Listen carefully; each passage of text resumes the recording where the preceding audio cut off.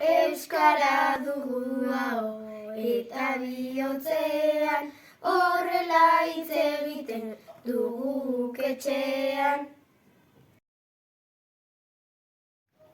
Ikasi nahi dutenei lagundu ikasten, lagun dezagun beti hitz egiten hasten.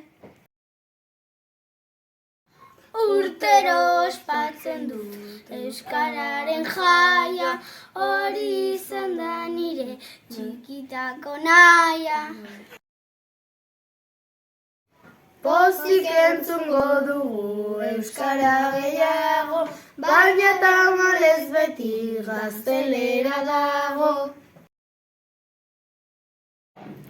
Euskaraz egin beti lehenbiziko hitza, euskaraz egingo dut nik nire bizitza. Euskararen eguna, abenduak 3, data hori euskaldun guztiok dakigu.